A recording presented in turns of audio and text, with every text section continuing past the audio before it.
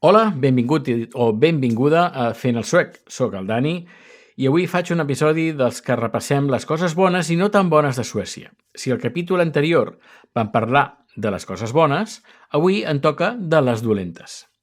Avui parlem d'una cosa que molts prefereixen ignorar o que alguns exageren fins al límit de la mentida. Parlem de la violència a Suècia, de les bandes, dels nens que disparen, i de per què algú vol que tinguis una imatge completament falsa d'aquest país. Tinc davant meu un informe llarg i detallat, que me l'he llegit, i te'l resumeixo aquí i te l'explico. Sobretot, te'l poso en context, perquè la realitat és complicada, i complicada vol dir que no cap en un tuit ni en un titular del diari. Així que comencem. Suècia va ser durant dècades una mena de referent global de pau social, baixa criminalitat, alta confiança institucional, carrers tranquils. Fins i tot comparat amb els seus veïns nòrdics, el model suec semblava blindat. I llavors, a poc va anar canviant. Cap al 2005, la policia va detectar un augment dels homicidis amb arma de foc, petit però discret, compensat fins i tot per una disminució dels crims amb arma blanca. La tendència global seguia sent baixa, però cap al 2013 alguna cosa va canviar de manera definitiva. La violència armada va superar qualsevol descens en altres categories. I d'aleshores ençà, la trajectòria ha estat sostinguda. Avui, Suècia té una de les taxes de morts per arma de foc més altes de la Unió Europea. Uns 4 morts per cada milió d'habitants. Hem de dir que la mitjana europea és de 1,6, gairebé el triple. Ara bé, aquí és on cal ser molt precís. Aquesta violència no és indiscriminada, no afecta a tothom per igual. Es concentra de manera aclaparadora entre homes joves entre 15 i 29 anys. A més, dins de xarxes criminals. No és que Suècia s'hagi convertit en un lloc perillós per passejar-hi, és que hi ha una guerra interna entre bandes que mata els seus propis membres. La diferència importa, i molt. Per entendre on som, cal saber d'on venim.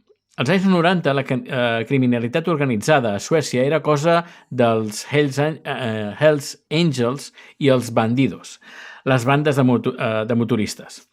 Bandes jeràrquiques, territorials, amb uns codis interns que, paradoxalment, mantenien la violència lluny de la gent del carrer. Cap al 2010, el panorama es va fragmentar. Van aparèixer bandes de carrer més joves, menys estructurades, arrelades als barris perifèrics de les grans ciutats, com ara Estocolm, Gothenburg o Göteborg i Malmö.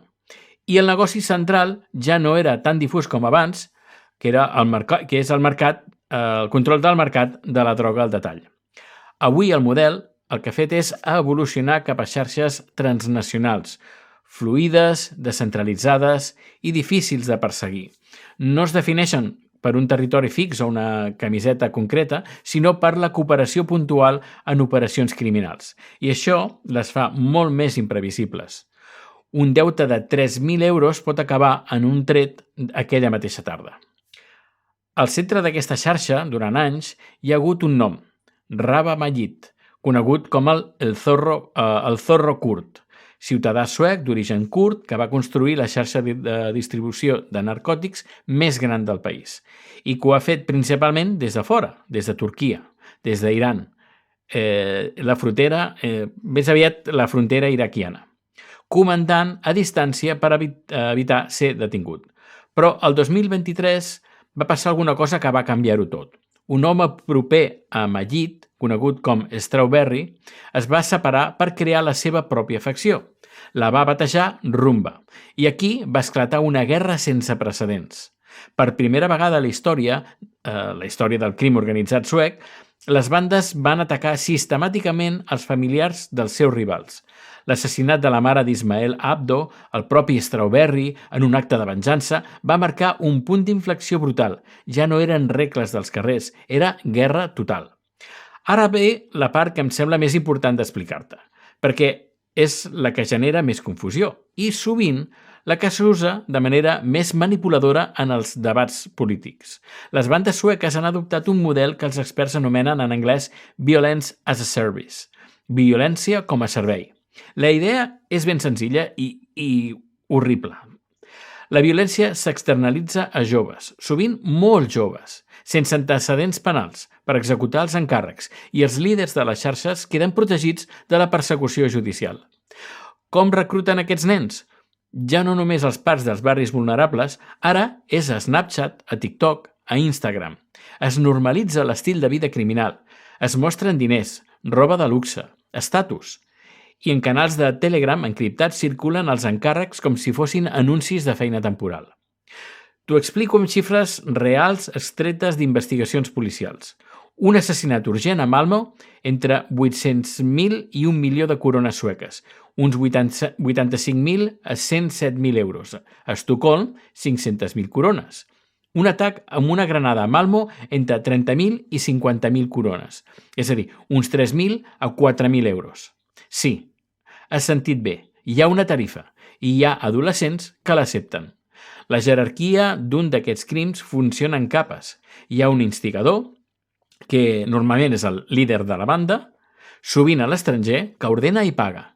Hi ha un reclutador que cerca el jove i construeix la relació de confiança. Hi ha el facilitador que el que fa és proporcionar la logística. Per exemple, el pis llogat per Airbnb, el transport o l'arma.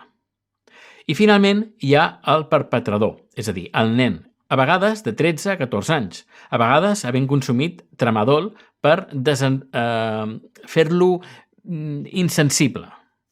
Ara ve la pregunta incòmoda. Per què accepten? Per una combinació de factors: marginalitat, desconnexió escolar, manca de referents, seducció d'un estil de vida que sembla l'únic possible.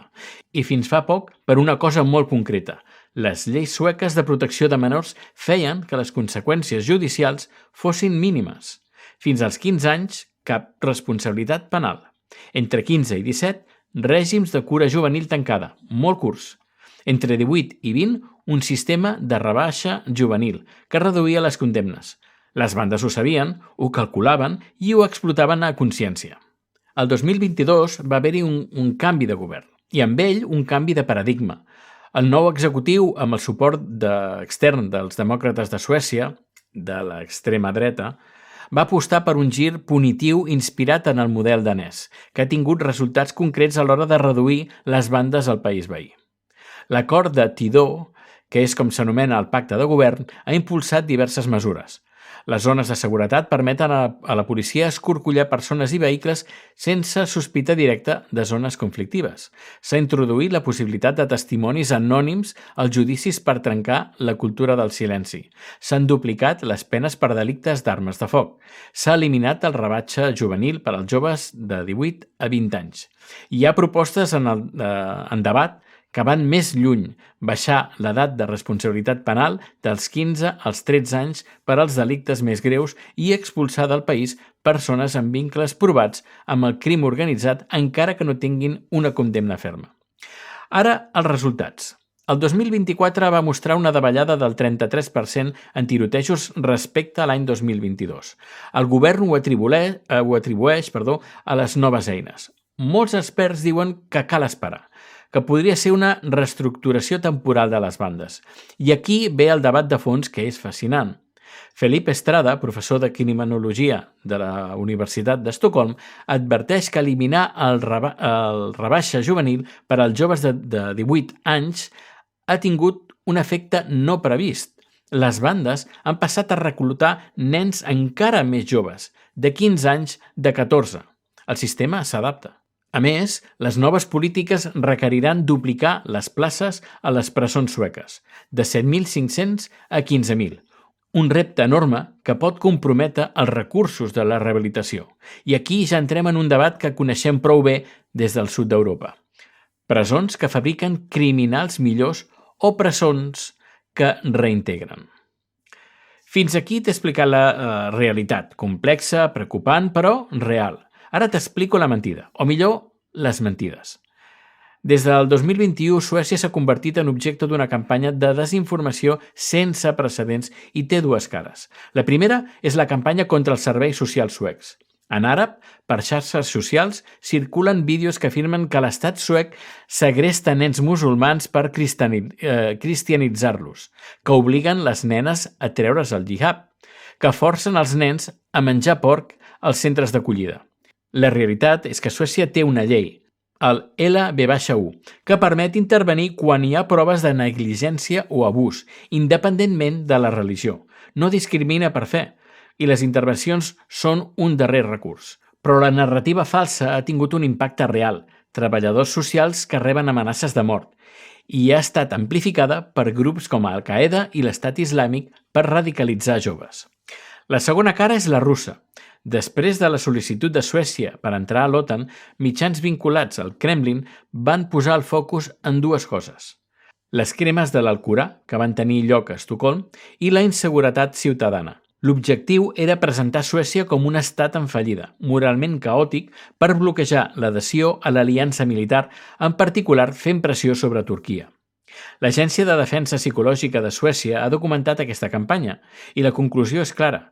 Les narratives sobre un califat a Suècia, sobre la xaria als carrers de Malmö, sobre la guerra religiosa, no tenen cap fonament en la realitat. La violència de les bandes és estrictament mercantil. És sobre diners, territori i drogues, no sobre Alà ni cap agenda política. Suècia no és el califat que alguns descriuen des de la distància de les xarxes socials, però tampoc és el paradís de seguretat que va ser durant el segle XX. La desinformació funciona en tots dos sentits, els que la neguen tot i els que l'exageren tot. Tots dos t'allunyen de la realitat. Deixa'm parlar d'un lloc concret, Botkyrka, al sud d'Estocolm. Per cert, el lloc on vivim en Rico, en Chad i jo mateix.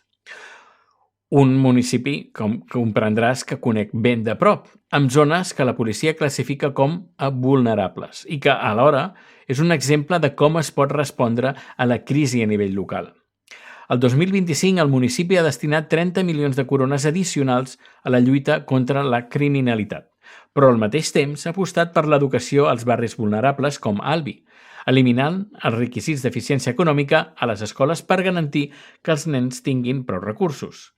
La idea és que l'escola ben dotada és el millor antídot contra el reclutament de bandes. Hi ha un projecte que em sembla especialment interessant. Es diu Trefas. És una col·laboració entre l'Ajuntament, la policia i els serveis de llibertat vigilada per identificar joves en risc imminent de cometre o patir violència letal i oferir-los una sortida ràpida de l'entorn criminal. I les enquestes de seguretat de 2025 diuen que el 60% dels residents de Botkyrka creuen que el municipi s'està prenent seriosament els problemes, que és una xifra en augment, que la confiança es pot reconstruir fins i tot en les zones més afectades. Això no resol res d'un dia per l'altre, però em sembla important dir-ho, no tot és foscor. Hi ha gent treballant, hi ha programes que funcionen i hi ha joves que surten. T'he explicat avui una realitat complexa, una Suècia que no és la que surt als memes del país nòrdic perfecte, però tampoc la que apareix als titulars catastrofistes. Una Suècia que ha importat un problema global, el del narcotràfic organitzat i transnacional, i que l'ha patit d'una manera particular per raons concretes. Barris segregats, llacunes legals i una velocitat de resposta de l'Estat que va arribar tard. Una Suècia que ara debat si el camí és la mà dura, la prevenció o les dues coses alhora, que experimenta, que s'equivoca i que aprèn. I una Suècia que és objectiu d'una guerra d'informació activa, perquè la seva situació és útil com a munició geopolítica per a actors que no li volen cap bé. Si vius aquí o tens intenció de venir, el meu missatge és simple. No creguis la narrativa del país en flames, però tampoc la del país perfecte. Observa, llegeix, pregunta, escolta aquest podcast i desconfia dels que et diuen que la resposta és senzilla. Jo seguiré fent el suec i aquí t'ho seguiré explicant. Que tinguis un bon dia i ens escoltem ben aviat. Adeu!